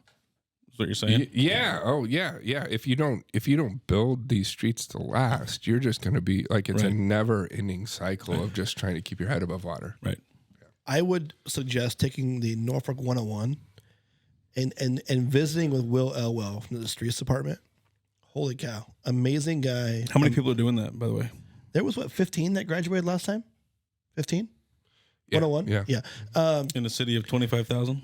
Right. No, no, it should be more. But, That's but high I'm not, percentage. I'm not sure if they can even handle more. I mean, that's if you wanted to really educate. Well, if you got 100 people to sign up, then you'll figure it yeah, out, right? I mean, you have to, yeah, sure. But what Will's approach to things, we've jetted out our sewer system. I think it was 6 tons of debris. It's And that's never been done in the history of the city of Norfolk. right. And so, kind of standard maintenance stuff. And Yeah. it goes back to amazing. that being open to yeah, change. new ideas, Yeah, new new ways change. of doing things. And we hired from the outside, not to say that it never pays to, hire from within, but we strategically went out and tried to find people who had exposure and experience in other parts of the country, and Which I think is bring that here in a new set of eyes and a fresh perspective. And I think it's paid off in a lot of ways. I mean, go enroll in Norfolk 101. Let's get it. Will's from the Minneapolis area. So Will's amazing. So the snow Yeah. removal Jeez, process it's completely night and day change. revamped. Yeah, It- based on there's- his experience. Yeah, and so one thing I learned from Will with this whole process of snow removal is the product was laid down on the streets. It's set in our sewer system. Right. Now it's not. And then now he's we're jetting out sewers, new product, new ideas that came in. It's night and day what they're doing. Oh, and so Vance and I will go take the class, and then we'll get Will on here. oh my There you go. gosh. That'd be. I'm telling you, I did. You talking about 2 hours with me and Josh? It'd be 3 hours with Will. Well, So we're probably going to get there here, but Well, yeah. I went to with Will for an hour. Me and Justin Webb, as a new councilman, went and visited with him, and it was a 2-hour tour of 3 buildings. You know what I mean? His knowledge is insane. See, So people like that would be really good to get on here. Yeah. absolutely, city to understand. and just his knowledge of. He's from Minnesota. They have snow right now. We have no Right. snow. You know what I Right. mean? So You should get Steve Ramus on here. Public He's on my Works list. I have a Director, whole, and I have a whole list of Nate people. Powell, our Parks Recs Director. Yeah. you got 4 hours Well, for Steve. yeah, I told you. Listen, we can do. We went 3 hours with Vance's parents. I'm willing to go as long as people. No Patron. but no Patron. Jeez. Have you met Van? But people are listening. So like we have 84 listens to that 3-hour podcast. Like I'm not worried about going too long. Yeah. Yeah. As long as the information's still, which is what I'm sitting here for. Make sure the information is still relevant. Sure. I'm trying to make it irrelevant. We got Okay. we got a holiday party to go to. We do. What time you got to go? Now. We're okay. Now What other questions? Well, I like this. Let's Yeah, sure? let's let Josh answer. Let's it. make I'll sure keep we quiet. addressed everything. Well, you wanted to what talk time do you about. got to get out of here? Before 7. I can do that. I can do that easy. Before 6:30. Okay, I can get you I would say 15 minutes. 15 minutes. Yeah, can we? Okay, then you're gonna just rapid Okay, fire. all right, let's do it. Or we're gonna Let's bring do you it. back on again. Oh, okay, I'm happy to do that. Yeah, I still got a year. Well, how about this? We'll hit the 15 minutes. I want to bring you back on again. I'm not gonna get into the questions that I was gonna some of these that I was going to get into, we'll rehash those. How's that sound? Okay. Because I think it would take a lot. I wouldn't be able to get the information I want to get out in 15 minutes. Sure. Does that work? Okay. So we'll just. I'm willing to go into one or two if you want. What do you think? Well, I just don't think I was going to go into the vote yes stuff, and I don't think that's going to take a while. I think. Yeah. So. Yeah, that could be. So we'll skip that. How about we just go into what I usually close with, and then we'll answer those, and then we'll bring you back on. Does that work? Sounds good. Yeah. You Sounds cool with good. doing Yeah, that? Did you have a good time to? I did. No, come this back? was cool. Yeah. Okay. Yeah, absolutely. So, first of all, do you have any further political aspirations? That's hard to answer. I don't know. Yes, We're but gonna I'm get not two sure. breaking newses. No. Just one. No, nothing in the. I'll answer it this way. Nothing in the immediate horizon. My theory on this is you do well with what's in front of you, and then maybe other opportunities come before you. But I don't know what those are at this point. So yeah. What are a few highlights and takeaways for you on the journey as being mayor of Norfolk? Just a couple quick. Sure. Highlights. It's Or hard- negatives, however you want to take the question. Yeah. I mean, the highlights, not to be too general, or going back to like working with other people to get things done that have impact in other people's lives. And a lot of it just really does go by. I know I sound like a broken record on this, but being open. I think that's kind of the irony here. For a long time, Norfolk prided itself in being this conservative place. To me, conservative means free markets and being open. Or maybe I'm a little more libertarian about it than some other people. I wouldn't say There's that. multiple versions of it. But like creating a space and a community where people feel free and open to engage and have some responsibility in making it a better place. That to me has been the rewarding part of the job. And again, local government provides that opportunity because you can do real, tangible things that are going to make a difference In a faster process. Right. Yeah, faster process. And I'll add this too.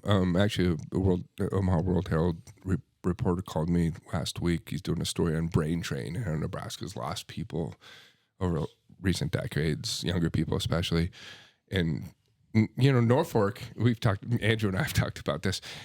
We hear more love for Norfolk outside of Norfolk than within Norfolk sometimes because people look at us like, say, oh, you got this stuff going on. How are you doing it? All that. And so this reporter asked me about that. And I think we've got a really good story to tell in terms of we're doing our own thing. It's unique. Trying to profit off of our uniqueness. It's unique, yeah.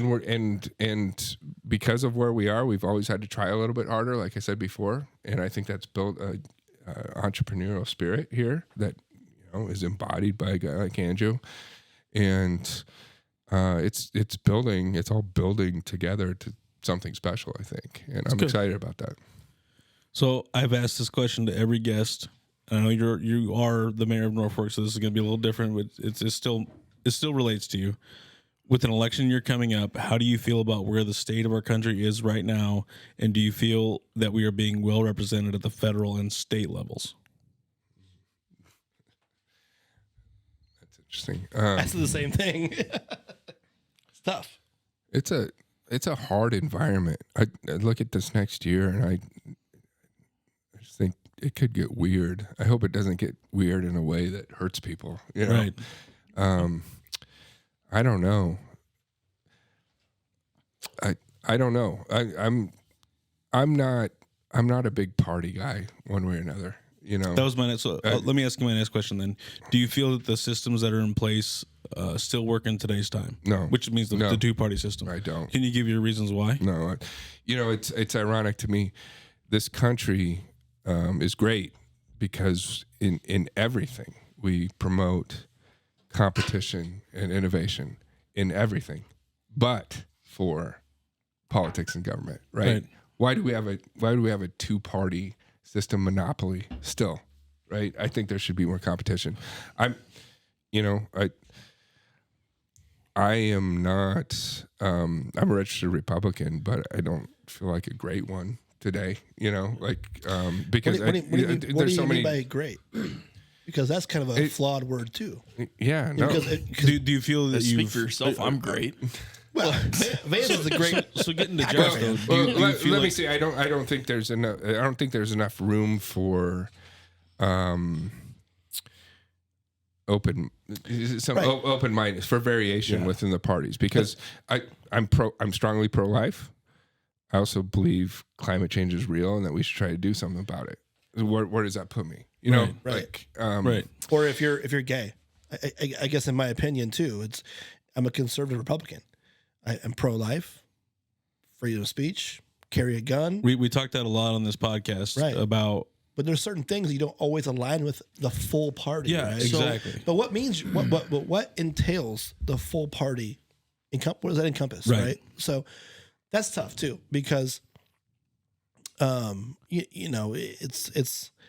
hard to be affiliated with somebody that you don't align with completely, right? The fastest growing political affiliation in the country and in the state of Nebraska is independent. Right. Yeah. But it's only for. So you wanted to speak. Yeah, I've always my argument to the two, and I feel the same way as you do. I don't think that it's the right way to get rid. I look at it as a different way. As like I think that the two-party system is broken, but not because of two parties. I look at it as a uniparty. The power brokers at B, it's the Democrats and the Republicans that are controlling the power. It's like it's the certain ones. There's good Democrats out there and there's good Republicans out there that are on different sides of the thing, but could have a really good conversation and come to a compromise.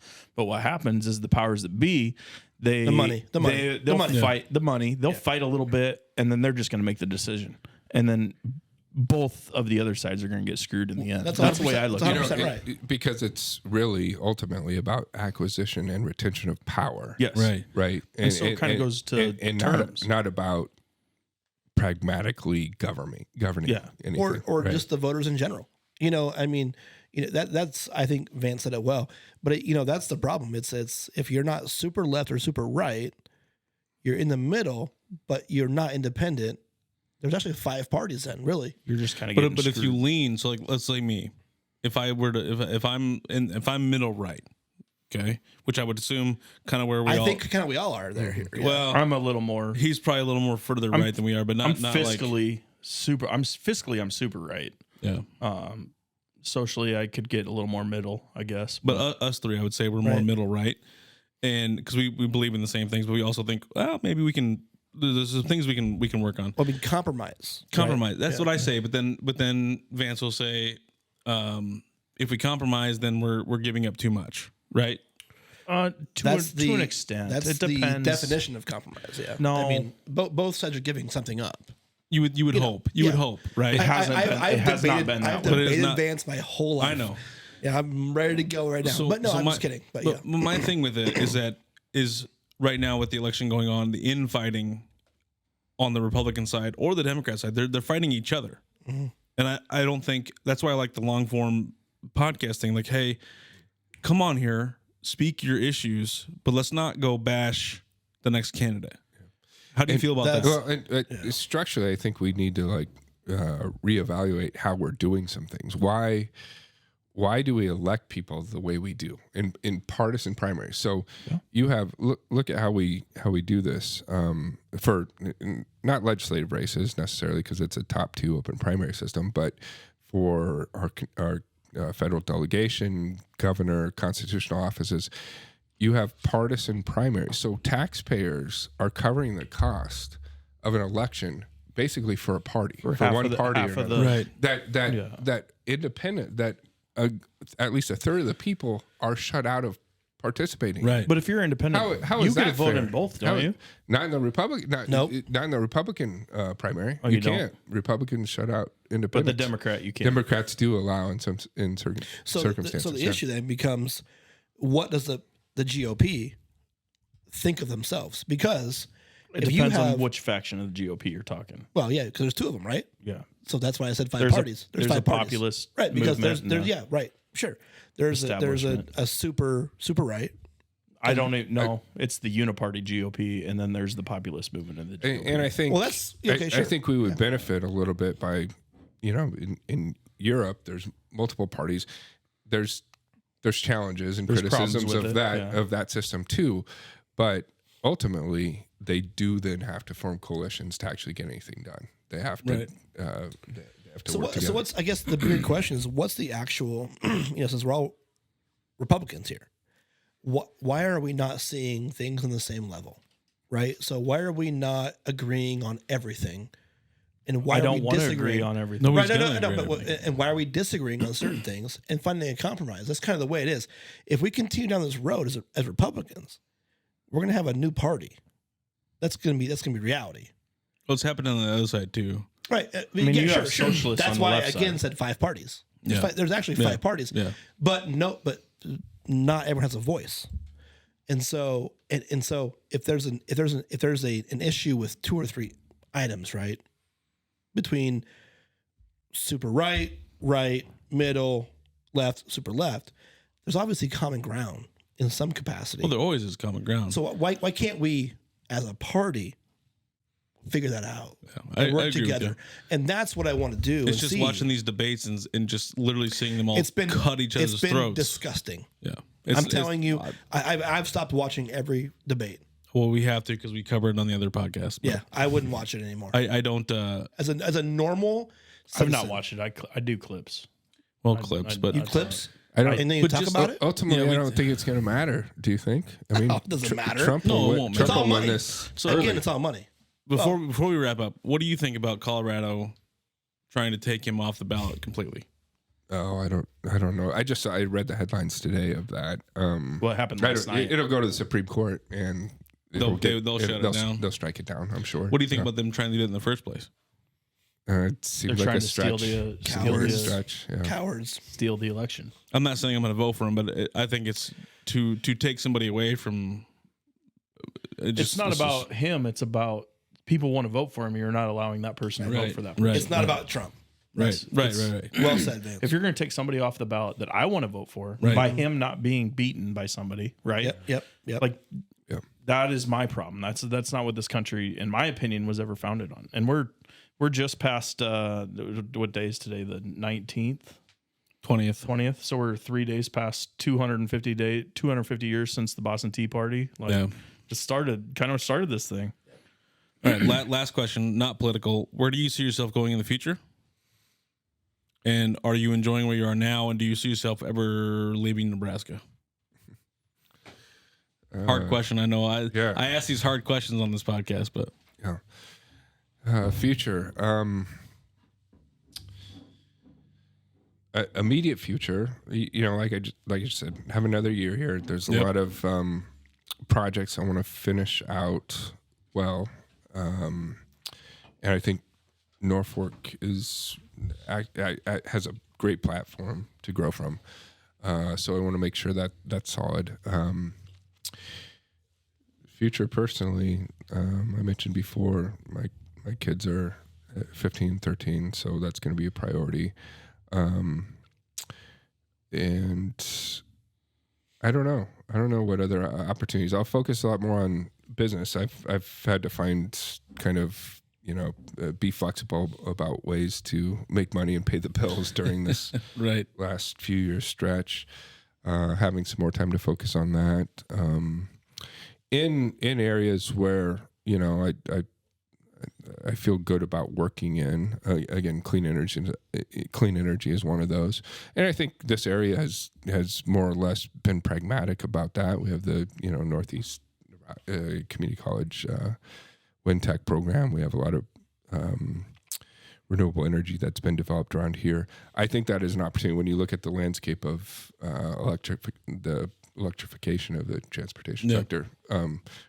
Nebraska can see that as an opportunity or let it bypass them and not benefit from it, but it's still going to happen. Right. So, yeah, I'll probably work more on that. It works. Yeah. So we're gonna get you on again because we missed some big things. We got sidetracked. That's okay. Somebody had to talk about It'll be a good excuse to It's come good. back. It's It'll good. be a good excuse to come back. I think it'd be good because then we can maybe get some more things and the vote yes We'll talk about a little bit about Sunset Plaza. Yeah. And then we'll talk about green energy next time. Okay. A little more. That sounds good. Appreciate you coming on. Yeah. Andrew, Enjoyed thanks for it. coming on. Thank you.